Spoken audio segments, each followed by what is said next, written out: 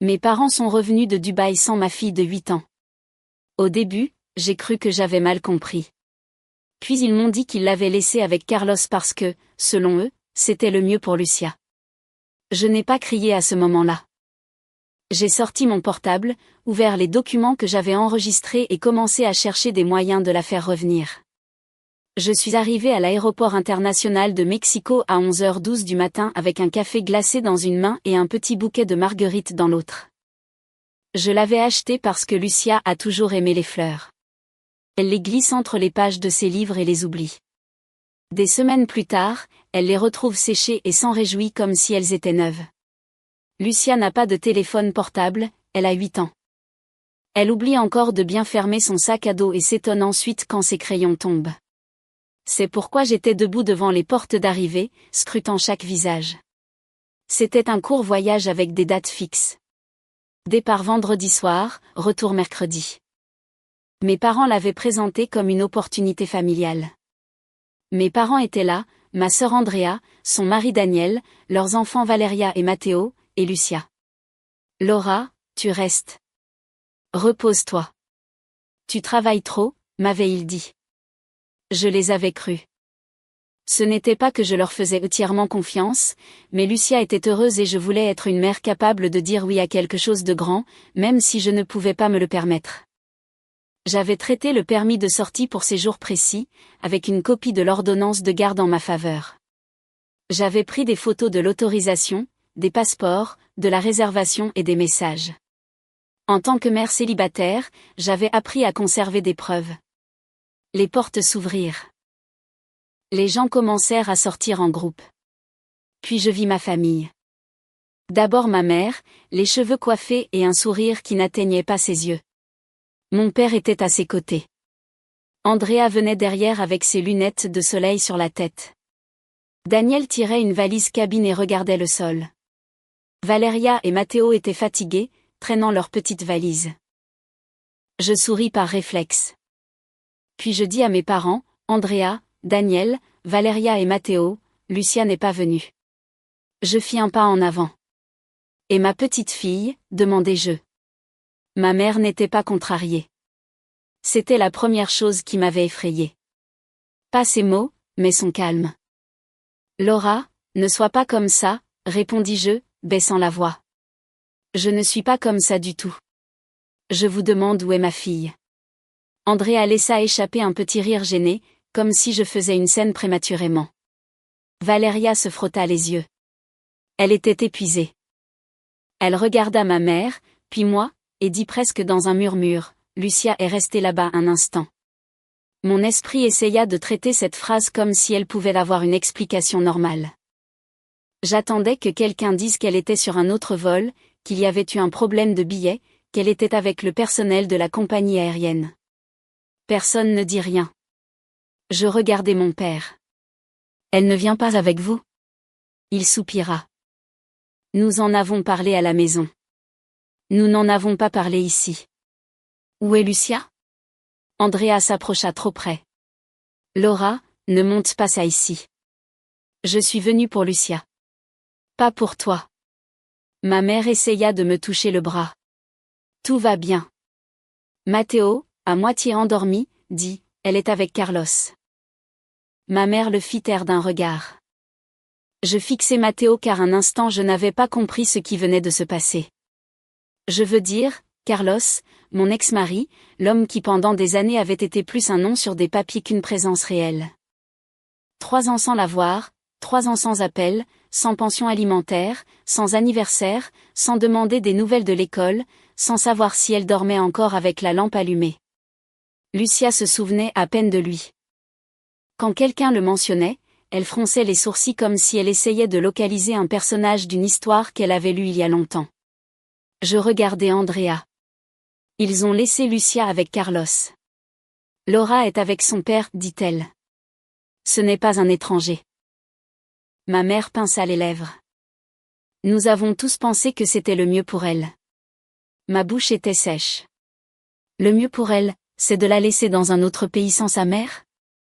Mon père devint sérieux. Ce sérieux qui, dans ma famille, signifiait toujours que la conversation allait se terminer, même si personne n'avait rien dit. Laura, tu peux à peine tout gérer. Tu travailles sans arrêt, tu es fatiguée, tu es toujours à ta limite. Carlos peut lui donner de la stabilité. C'est son père, ajouta ma mère. Il a des ressources. Il peut lui offrir des opportunités. Opportunités. Ce mot sonnait comme une excuse. Ils étaient tendus, oui, mais convaincus que j'étais la seule à ne pas comprendre. Donnez-moi son adresse.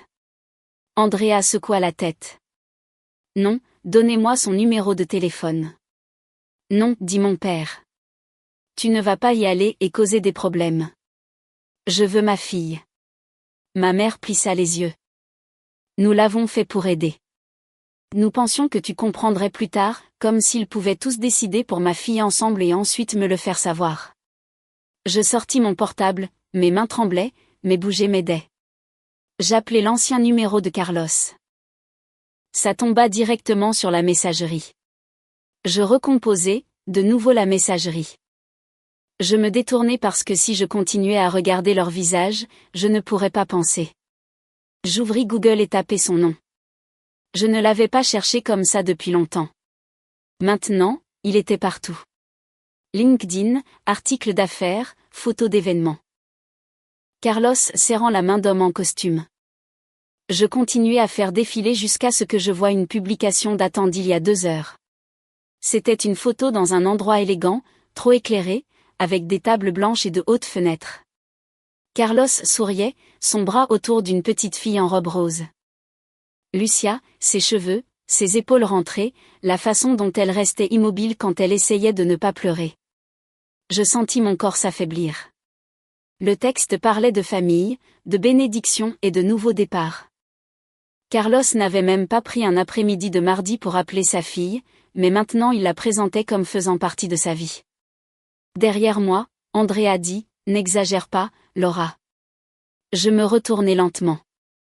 Ma famille était là avec ses valises au milieu de l'aéroport, comme s'ils avaient fait quelque chose de difficile mais nécessaire. Je ne pleurais pas. Non. Je les regardai et dis, « Je vais faire ce que je dois faire. » Ma mère hocha la tête. « Tu es en colère maintenant, mais c'était pour le mieux. » Je hochai la tête une fois. Non pas parce que j'étais d'accord, mais parce que j'avais besoin de rester immobile. À ce moment-là, je compris que je n'essayais plus de les convaincre. Je devais récupérer Lucia. Je vis le schéma. Je n'aurais jamais imaginé que cela atteindrait ma fille. Andrea était toujours la préférée. Dans ma famille, personne ne le disait, mais nous le savions tous. Quand nous étions enfants, si Andrea voulait quelque chose, mes parents trouvaient un moyen de le lui donner. Si j'avais besoin de quelque chose, ils me disaient que j'étais très indépendante. Quand nous avons grandi, cela a continué de la même manière, seulement maintenant l'aide était avec de l'argent, des voyages et des paiements. Lucia et moi n'étions pas ouvertement exclus. C'était plus subtil. Nous pensions que tu étais occupé. Nous pensions que tu ne pourrais pas. Des phrases que l'on finit par avaler parce qu'on veut que sa fille ait des grands-parents, des cousins, une famille. Puis il y a eu Carlos. Carlos pouvait être charmant. Il l'a fait avec mes parents, avec ses clients, et avec moi. Il l'a fait aussi avec Lucia.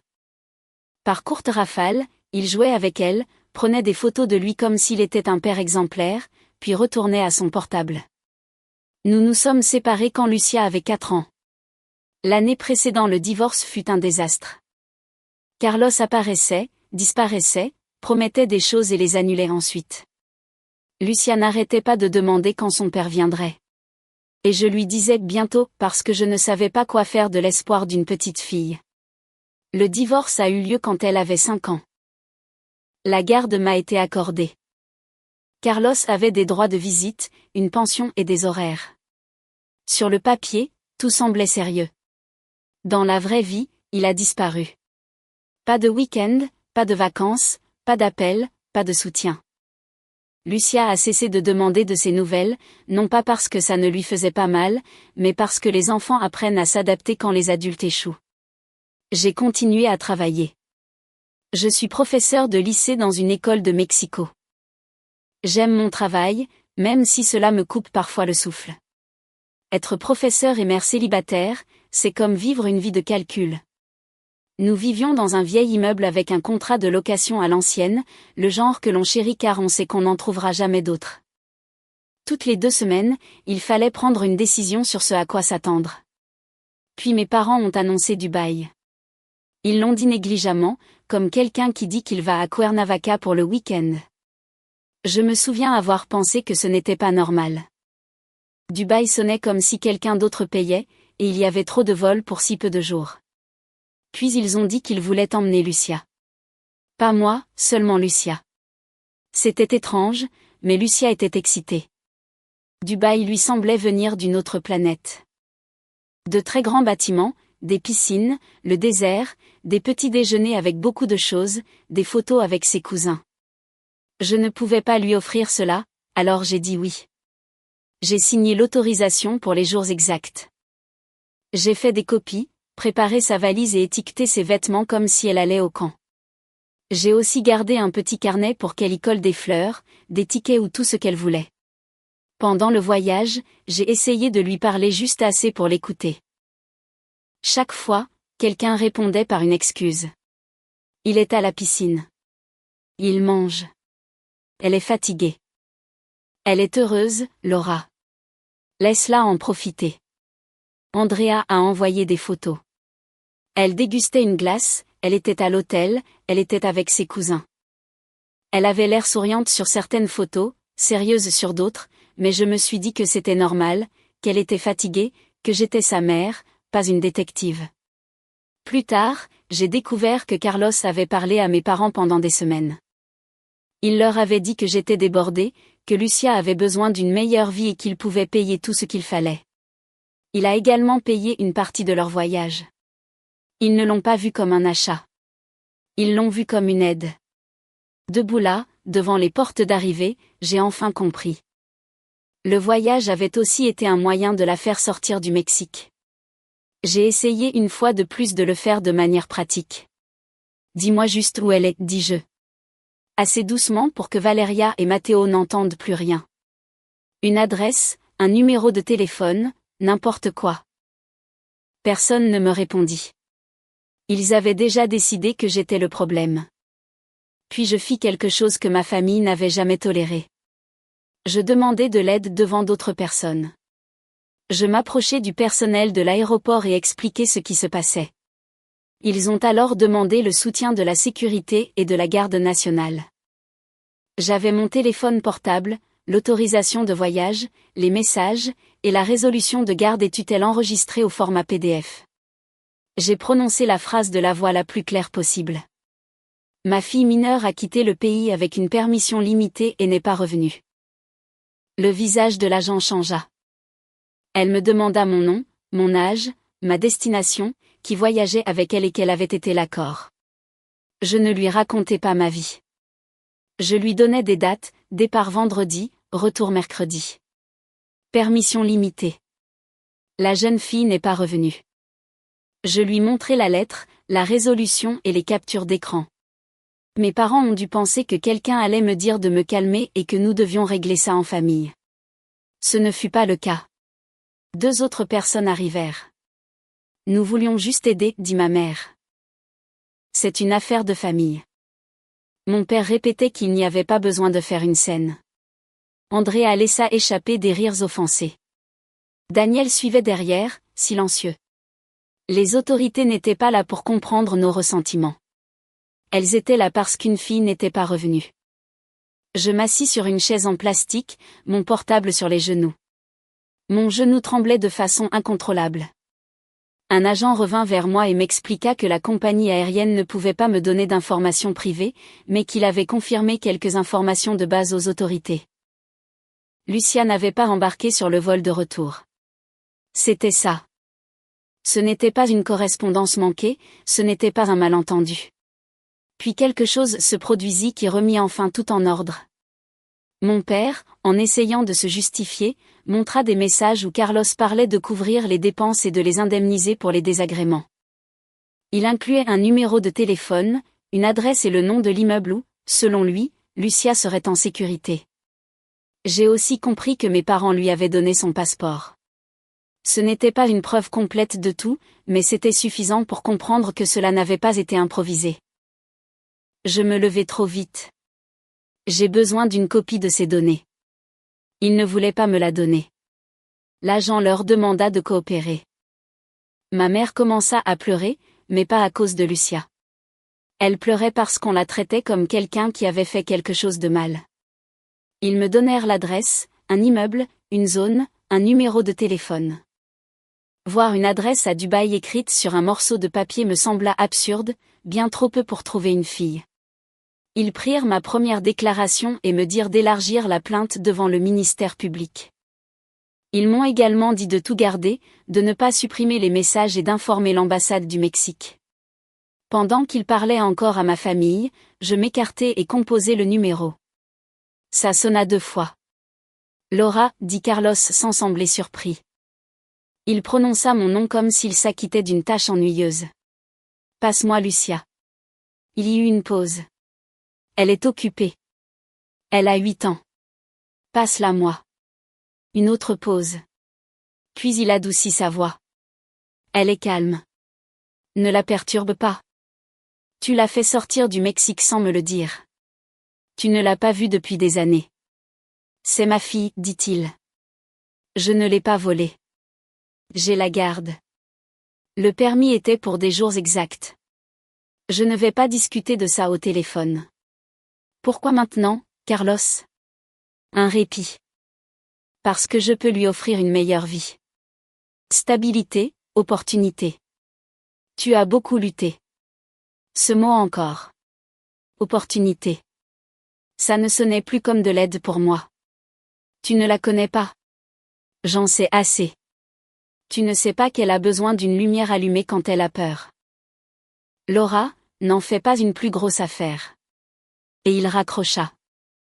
Je regardai l'adresse, je regardai le numéro de rapport, je regardai l'heure, je fis une liste sur mon portable parce que j'avais besoin de mettre de l'ordre, trouver Lucia, contacter l'ambassade du Mexique, rassembler les documents. Arriver à Dubaï sans faire d'erreur que Carlos pourrait utiliser contre moi. Avant de bouger, j'ouvris à nouveau LinkedIn. Le profil de Carlos était rempli de publications sur le leadership, l'expansion, la famille et la responsabilité. Carlos avait toujours su faire bonne figure. Sous la publication se trouvaient les noms de personnes importantes. L'un était répété plusieurs fois, Eduardo Landa, un partenaire potentiel que Carlos essayait d'impressionner depuis des semaines. Je ne connaissais pas tous les détails, mais je compris que son image comptait pour lui. Je terminai ma déclaration aussi vite que je le pus.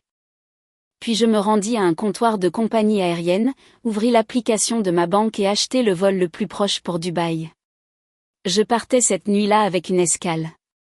C'était une dépense que je ne pouvais pas me permettre. Je l'ai mise sur une carte qui était déjà à découvert. Je n'ai pas pensé aux intérêts. Dans la salle d'attente, mes mains tremblaient tellement que je devais appuyer mes doigts contre ma paume pour rester immobile. Quand l'avion a décollé, j'ai essayé de penser à des étapes concrètes. Je n'ai pas dormi. J'ai essayé. J'ai fermé les yeux et compté mes respirations. Je me suis dit que j'avais besoin de me reposer pour penser clairement. Ma tête n'a pas écouté. J'ai recherché le profil de Carlos, sa compagnie, l'alliance qu'il cherchait, les photos de l'événement, les lieux tagués.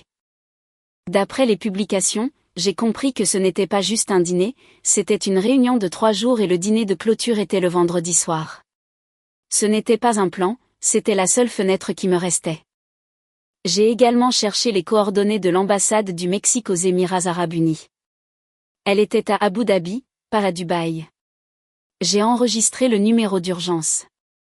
J'ai écrit un email avec mon nom, le nom de Lucia, la résolution de garde, l'autorisation expirée et le numéro de rapport.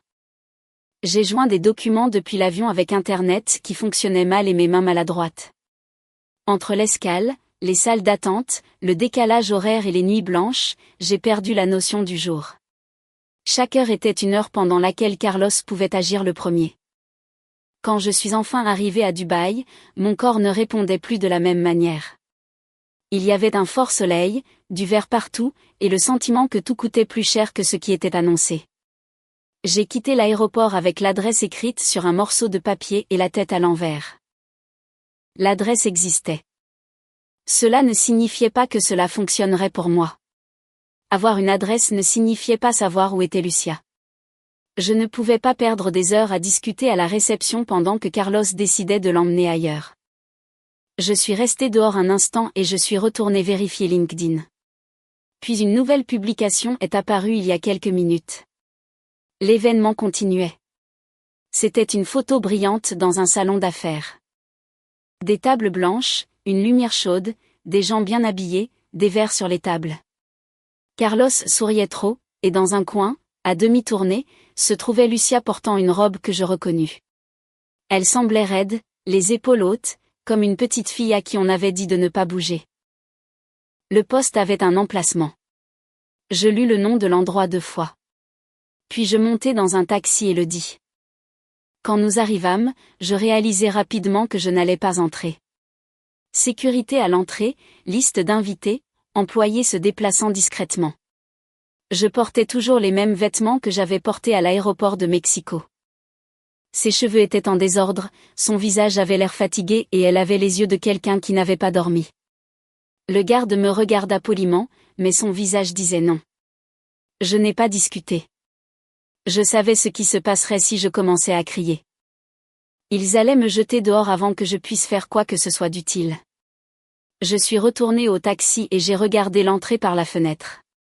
Les portes tournantes, les invitérieurs, le personnel qui allait et venait. Dehors, tout était normal. Je ne pouvais pas entrer, alors je devais réfléchir.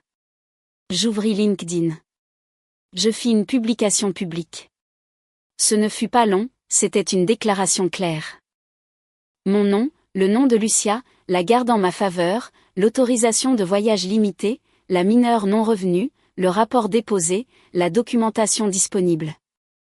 J'ai tagué l'entreprise de Carlos, Eduardo Landa et d'autres personnes qui apparaissaient dans les publications de l'événement. Je n'ai jamais pensé qu'une publication me ramènerait ma fille. Je voulais juste que Carlos cesse d'être le seul à raconter l'histoire. Puis j'ai essayé d'envoyer des messages privés. LinkedIn m'a bloqué car nous n'étions pas connectés, et l'option de passer à Premium est apparue. Cela semblait absurde de devoir payer à ce moment-là, mais je l'ai fait. J'ai fait 2 erreurs en écrivant les données. Quand il a été activé, j'ai d'abord envoyé des messages à Eduardo Landa, puis à toute personne ayant suffisamment d'autorité pour comprendre le risque. Je suis la mère de Lucia et j'ai la garde légale. Ma fille a quitté le Mexique avec une autorisation limitée et n'est pas revenue. J'ai une ordonnance du tribunal, une autorisation de voyage, un rapport aux autorités et des preuves de coordination avec des tiers. Je pouvais envoyer des preuves immédiatement. J'ai joint ce qui était nécessaire. Résolution, autorisation, numéro de rapport, capture et information sur les paiements.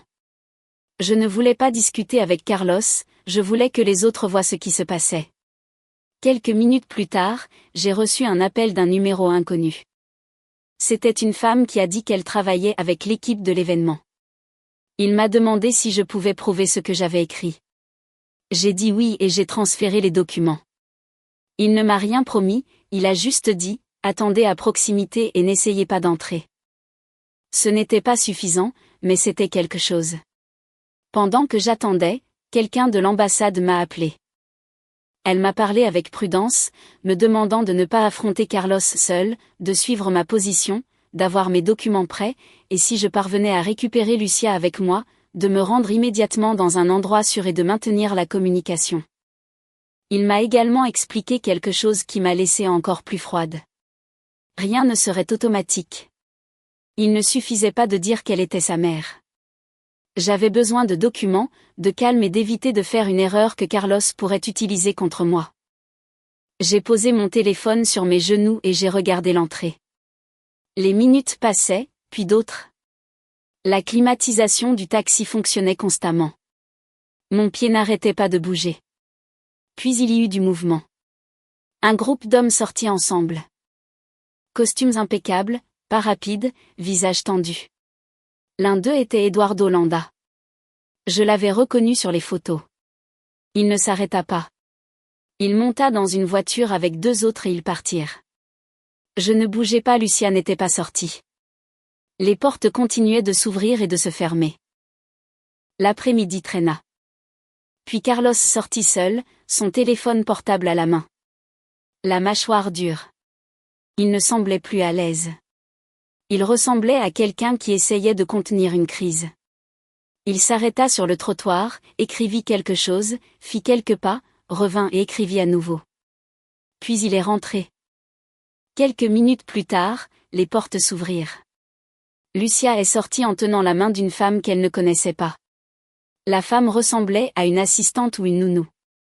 Lucia a regardé autour d'elle, les yeux grands ouverts, cherchant quelque chose sans oser l'espérer. Puis elle m'a vue, est restée immobile une seconde, puis a couru. J'étais déjà hors du taxi avant même d'y penser. Maman. Sa voix se brisa au milieu. Je la reçus contre moi. Je sentis son corps trembler. Je la serrai aussi fort que je pouvais sans lui faire mal. Je suis là, lui murmurai-je à l'oreille. Je suis là maintenant. Je te tiens maintenant. La femme s'approcha nerveusement. Il demanda ma carte d'identité. Je la lui donnai en tenant Lucia. Il vérifia mon nom, regarda les documents ouverts sur mon téléphone, puis se tourna vers l'entrée. J'ai eu pour instruction de vous la donner, dit-il brièvement. Elle ne semblait pas convaincue, elle semblait effrayée. Ce n'était pas sa décision. Il était évident qu'il ne faisait que suivre des ordres. Puis Carlos apparut rapidement, trop près. Il s'arrêta quand il me vit. Pendant une seconde, le choc fut perceptible. Puis vint la colère. « Qu'est-ce que tu fais ici » dit-il entre ses dents. Je ne lui répondis pas. Lucia s'accrocha plus fort à moi. C'était suffisant.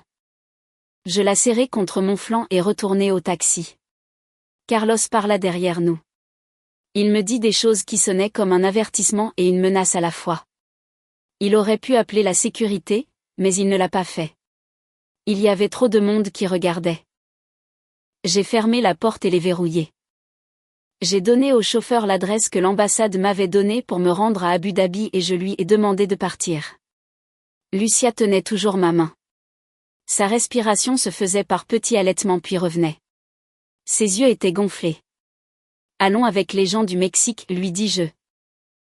Je ne vais pas te laisser partir. » Il hocha rapidement la tête, comme s'il devait obéir pour que tout se passe bien. « Tu ne vas pas me quitter maintenant. » Cela me fit tellement mal que je dus prendre une inspiration avant de répondre. « Non, je suis venu pour toi et nous partons ensemble. » Le voyage jusqu'à Abu Dhabi a duré près d'1 heure et demie. Lucia n'a pas voulu beaucoup parler. Sa main est restée dans la mienne, regardant par la fenêtre. J'ai répondu aux quelques questions qu'il posait et envoyé des messages à l'ambassade pour leur faire savoir où nous étions. Je ne vais pas raconter chaque détail des appels, des attentes et des procédures parce que j'ai encore du mal à m'en souvenir sans que ma gorge ne se serre. Voici l'important. J'ai présenté des documents, expliqué des dates, montré la résolution, le rapport, les publications et les messages. L'ambassade ne pouvait pas tout résoudre pour moi, mais elle en a pris note. Elle m'a guidé et m'a aidé à ne pas avancer à l'aveuglette. Carlos avait gardé le passeport de Lucia. Au début, personne ne voulait le rendre. Cette nuit-là, nous avons peu dormi dans une petite chambre, près de l'endroit où on nous avait dit d'attendre. Lucia est restée près de moi chaque fois que je bougeais. Elle ouvrait les yeux. Le lendemain matin, l'avocat de Carlos a appelé. Il a parlé prudemment.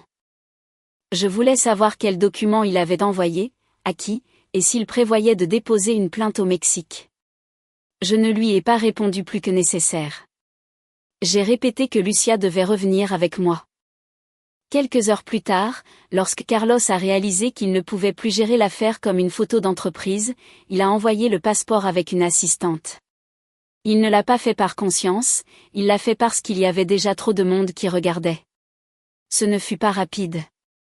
Il y a eu des appels, des vérifications, des signatures, des heures passées assises sur des chaises inconfortables, et une petite fille qui s'endormait occasionnellement sur ma jambe. Ce fut rapide pour ce que c'était, et pourtant chaque minute semblait lourde. Nous sommes montés dans l'avion de retour le lendemain avec Lucia collée à moi. Ce ne fut pas une sortie propre ou facile. Ils ont examiné les documents, il y a eu des appels, et je n'ai pas respiré avant que l'avion ne décolle. Lucia a refusé de s'asseoir près de la fenêtre ou de me lâcher pour manger. Elle a gardé sa tête sur mon bras pendant presque tout le vol. Au bout d'un moment, elle fermait les yeux et les rouvrait soudainement. « Je suis là », lui disais-je à chaque fois. Et elle pouvait respirer à nouveau. Pendant les premières semaines au Mexique, Lucia me surveillait attentivement. Ce n'était pas seulement qu'il voulait être avec moi. J'avais peur qu'il ne disparaisse à nouveau. Si j'allais dans la salle de bain, il restait dehors. Si elle descendait pour sortir les poubelles, elle restait près de la fenêtre. Si je sortais à l'Oxo chercher du lait, je devais l'appeler en vidéo tout le long du chemin. La nuit, il se réveillait et demandait à voix basse, « Tu es toujours là ?» Je posais ma main sur son dos.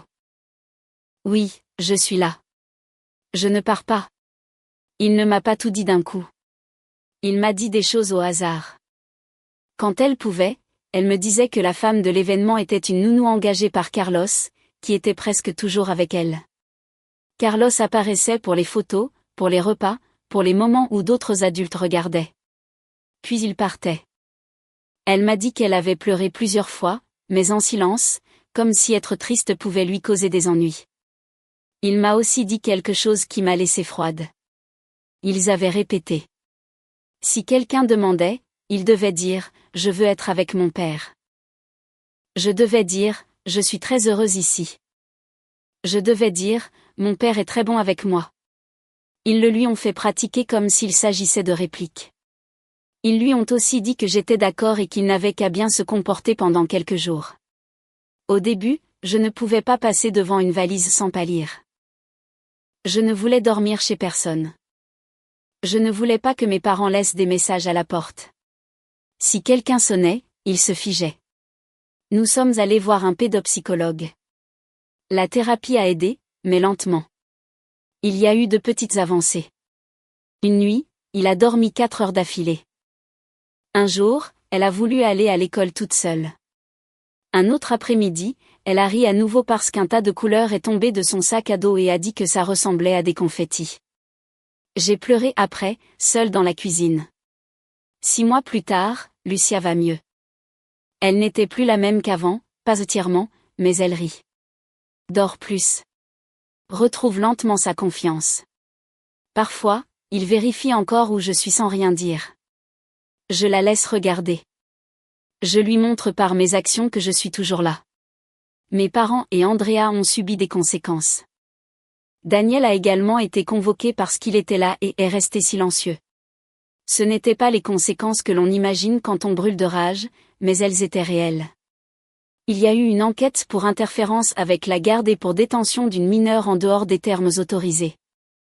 Le processus ne s'est pas terminé du jour au lendemain.